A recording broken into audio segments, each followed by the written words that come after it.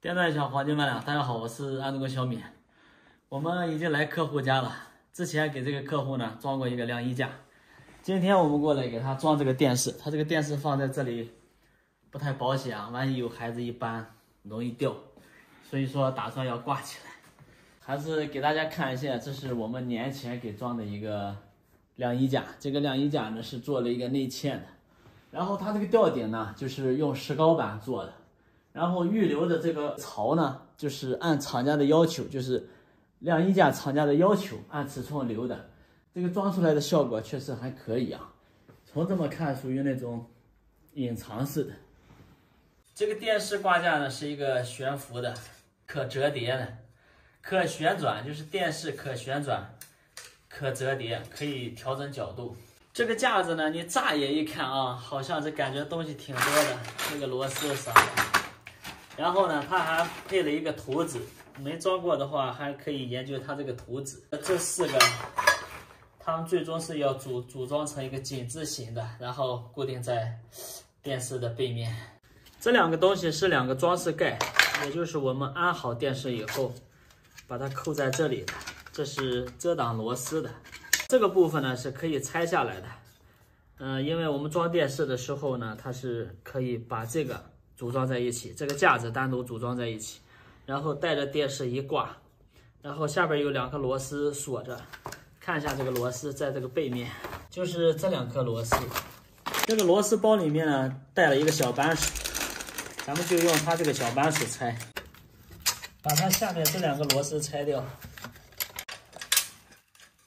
这两个螺丝拆掉以后呢，这个架子我们还把它反过来，就是从这个样子。这个铁片呢就可以拿掉了。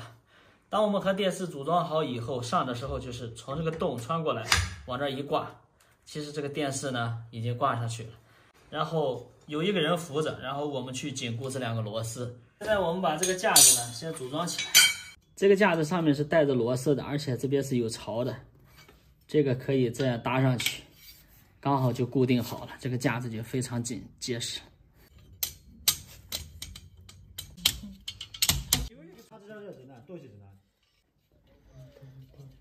这个架子拧好以后呢，还有一块挂板，挂板也要和这个架子提前组装好。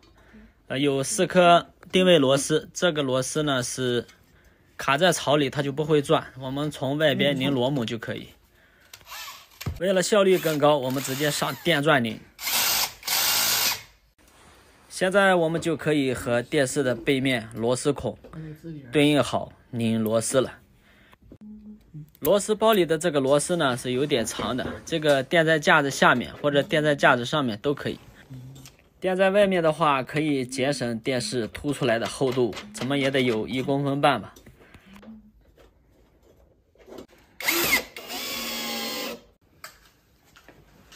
现在我们把底架挂到位，然后测量一下这个底架到电视底边的距离，这样方便我们一会儿去测量尺寸。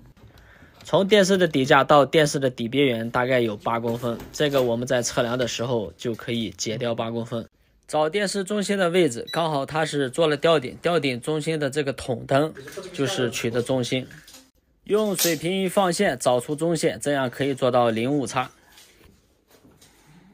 这个电视挂的高度呢是电视中心距离地面1.15米，然后我们解掉电视高度的一半，就是取出电视底边的尺寸，然后从底边上翻了8公分，就是这个挂架的位置。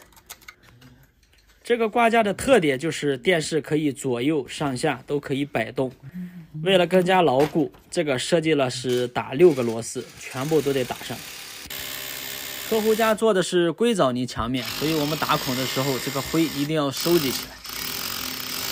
打孔打的是10毫米的，和这个膨胀管的标准是一样的。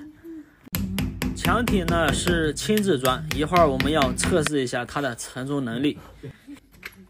现在我们拧螺丝，让大家听一下电钻在拧螺丝的声音变化，来判断是否紧固。老师傅应该听得出来。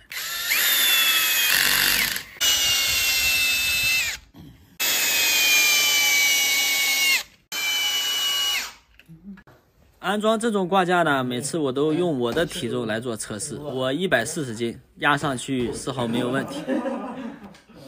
至于它的承重极限，我也无从考证。我个人感觉100公斤应该是没有问题的。当然，能承受我的这个重量，那么承受这个电视那都是小儿科了，妥妥的。现在我们把电视挂上去，然后我把这个螺丝呢给它紧固一下。